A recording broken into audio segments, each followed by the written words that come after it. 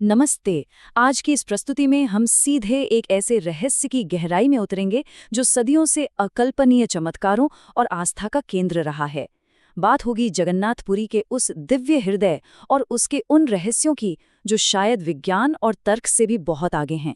तो चलिए, बिना किसी देरी के इस रोमांचक सफर को शुरू करते हैं। अब जरा इस बारे में सोचिए, दुनिया का इकलौता ऐसा मंदिर जहां भगवान की मूर्तियों को ही पूरी तरह से बदल दिया जाता है। आखिर इसका रहस्य क्या हो सकता है? इस गुत्थी को सुलझाने के लिए हमें इतिहास में हजारों साल पीछे जाना होगा, एक पवित्र तट और एक बहुत ही रहस्यमयी विदाई की ओर। हमारी इस कहानी का पहला हिस्सा है दिव्य उत्पत्ति, और इसकी शुरुआत होती है बिल्कुल महाभारत काल के अंतिम चरण में। जरा इस टाइमलाइन पर गौर कीजिए। भगवान श्री कृष्ण एक जंगल में शांत होकर ध्यान में बैठे हैं। तभी एक बहुत ही दुखद घटना घटती है। एक शिकारी उन्हें हिरण समझने की भूल कर बैठता है और तीर चला देता है। श्री कृष्ण एक शांत मुस्कान के साथ अपना शरीर त्याग देते हैं। लेकिन असली चमत्कार तो अंतिम संस्कार में होता है। उनका हृदय आग में पूरी तरह जलता ही नहीं है। यह दिव्य हृदय समुद्र की लहरों के साथ पूर्व दिशा की ओर बहने लगता है और एक लकड़ी के रूप में तट पर पहुंचता है। ठीक उसी दौरान राजा इंद्रद्युम्न को एक सपना आता है कि उन्हें समुद्र के किनारे एक पवित्र लकड़ी मिलेगी जिससे उन्हें मूर्ति बनानी है। और हैरानी की बात देखिए, बिल्कुल वैसा ही हुआ।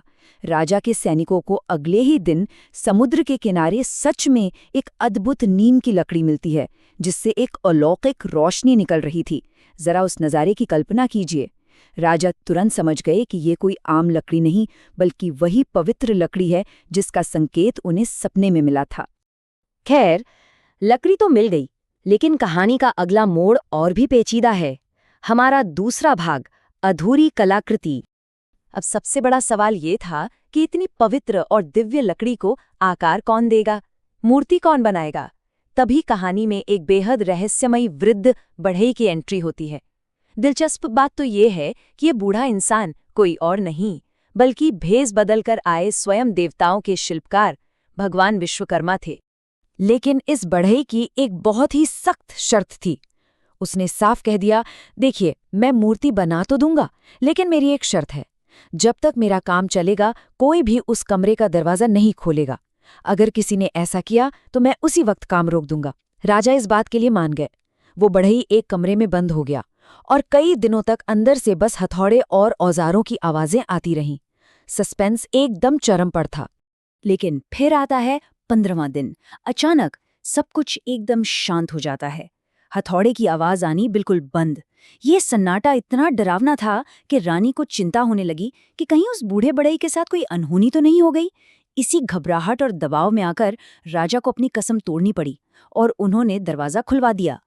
अंदर का नजारा बिल्कुल हैरान कर देने वाला था।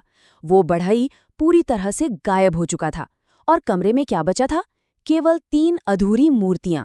ध्यान से देखें तो इन मूर्तियों की आंखें बहुत बड़ी और गोल थीं, हाथ छोटे छोटे थे और पैर तो थे ही नहीं। राजा ये देखकर बहुत निराश हुए कि ये विग्रह तो अधूरे ही रह गए। लेकिन तभी एक आकाशवाणी ने उस पूरी निराशा को ही खत्म कर दिया। एक ईश्वरी आवाज गूंजी, हे राजा, चिंता मत करो, यही मेरा दिव्य रूप है, इन्हीं मूर्तियों को स्थापित करो। और बस उसी पल से भगवान जगन्नाथ, बलभद्र और सुभद्रा के ये अद्वितीय विग्रह स्थापित हो गए। मतलब जो चीज इंसानी नजरों में अधूरी लग रही थी, वो असल में पूरी तरह से पूर्ण और दिव्य थी। तो मूर्तियों का बाहरी रूप तो हमने देख लिया, लेकिन असली रहस्य तो इनके अंदर छिपा है। चलते हैं तीसरे भाग की तरफ, गुप्त ऊर्जा। जगन्नाथ मंदिर की पूरी परंपराओं को समझने के लिए इस एक चीज को समझना बहुत जरूरी है, ब्रह्म पदार्थ। ये एक ऐसा दिव्य तत्व है जिसे मूर्ति के बिल्कुल अंदर रखा जाता है।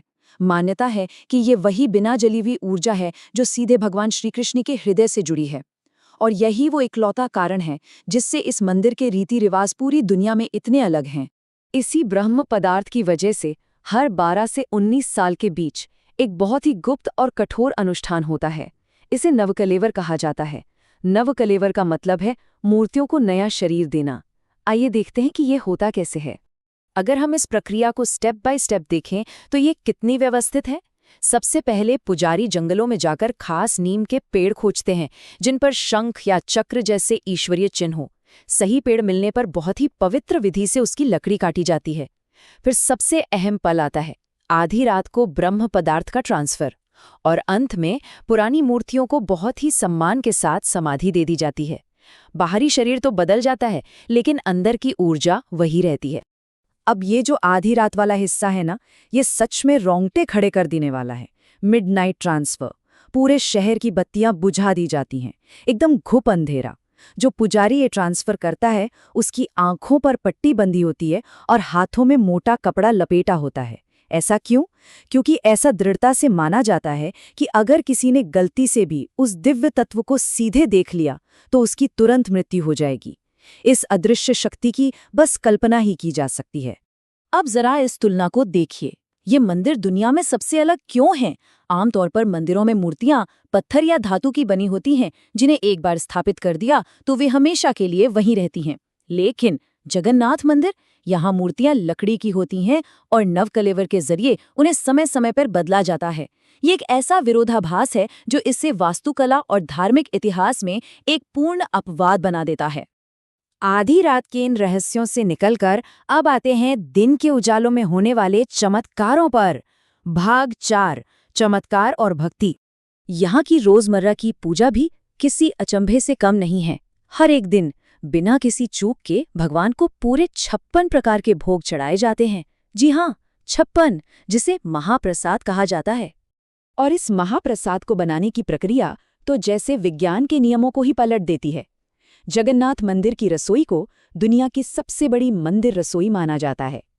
यहाँ लकड़ी की आग पर मिट्टी के 7 बर्तनों को एक के ऊपर एक रखकर खाना पकाया जाता है। लेकिन चमत्कार देखिए, आग सबसे नीचे जल रही होती है, पर सबसे ऊपर रखे बर्तन का खाना सबसे पहले पकता है। यह बिल्कुल अद्भुत है। इन सभी परंपराओं का जो सबसे बड़ा जश्न है, वो है हर साल होने वाली विशाल रथ यात्रा। भगवान जगन्नाथ, बलभद्र और सुभद्रा 3 विशाल रथों में सवार होकर मंदिर से बाहर निकलते हैं और लाखों भक्त उन रथों को रस्सियों से खींचते हैं। इसके पीछे एक बहुत ही गहरी मान्यता है कि इस दिन स्वयं भगवान मंदिर से निकलकर आम लोगों से मिलने आते हैं। जो चीजें साल भर मंदिर के गहरे रहस्यों में छुपी रहती हैं, वो एक विशाल जन उत्सव बन जाती हैं। अंत में ये सब हमें एक बहुत ही गहरे सवाल पर लाकर छोड़ देता है। अगर एक लकड़ी की अधूरी मूर्ति सदियों से ऐसे चमत्कारों को जन्म दे सकती है और आज भी लाखों लोगों को अपनी ओर खींच सकती है, तो ये आस्था की सच्ची अटूट शक्ति के बारे में क्या बताता है? ये सोचने पर मजबूर कर देता है कि कैसे एक प्राचीन घटना आज भी रहस्य और भक्ति के रूप में हमारे बीच इतनी जीवंत है। आज की इस प्रस्तुति में बस इतना ही। हमारे साथ इस सफर में शामिल होने के लिए बहुत बहुत धन्यवाद।